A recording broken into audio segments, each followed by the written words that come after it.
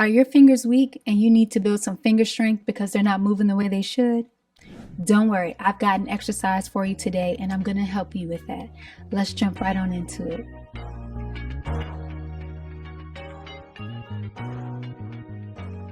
Hey family, welcome back to my channel. I'm glad that you're here. If you're new, my name is Brittney and welcome on in.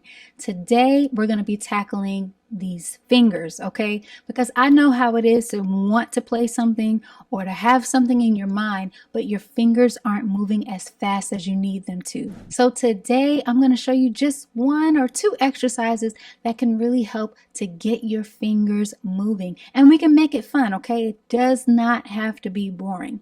So what I want to show us today is how we can use the major scale to get our fingers working, okay? So let's look at it. We're going to look at the C major scale for now, but do know that this can be applied and should be applied to the other 11 major scales, okay? You can even do this with minor scales as well if you want. All types of scales, modal scales. Listen, the sky is the limit. So on the keyboard, we're looking at C major here. And essentially what we're going to do is, instead of just going up the scale like we normally do, I mean, this is good. Don't get me wrong. It's actually very important to do this. But if you want to get your hands to move, what I invite you and encourage you to do is to start playing that scale in different patterns, because that's what's going to allow you to not only stay on your toes mentally, right? Because you can kind of zone out when you're doing scales because your fingers already know where to go. You've got the muscle memory. But when you begin to give yourself patterns, that creates a different set of muscle memory, pathways in your brain, and it allows you to actually switch things up and add a little bit of flavor. Okay, so I'm going to show you just one example of something that you can do. All right, so again, instead of just playing it in an ascending fashion, what we can do is we can start to play the first note, skip this second note here, and play the third one instead, and then begin to alternate by skipping notes. So here's what I mean. You can play C, E, then come back down, D, F, then E, G, F, A, G, B, A, C, B, D, and then back to the C. So what that would sound like is this.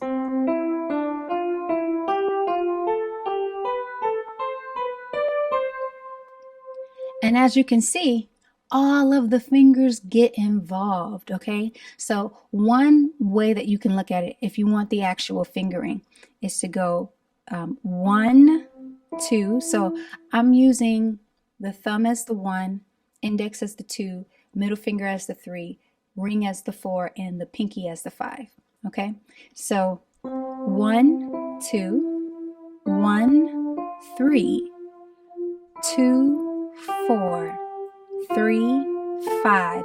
Then you're back to 1, 3, 2, 4, 3, 5, 4 to end. Now don't let that be a deterrent for you, okay? If you're like, whoa, way too many numbers, what's going on here? The idea is you just want to get your fingers moving. So you can feel free to use whatever fingering pattern you want. Okay, but not only that, I want you to really think about using a metronome or some type of beat, right? Because that is going to make the process a whole lot more fun.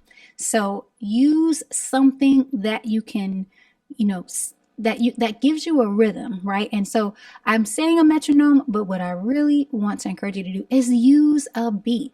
If you've been on my channel before, you know I have a whole series called Hands-On Practice with Me, and I've got beats in the background. So for instance, I'm just going to play one now. Let's take it to the keyboard.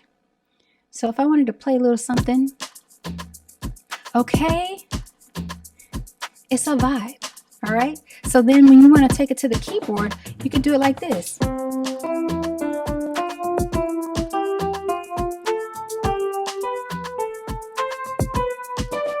Bring it down.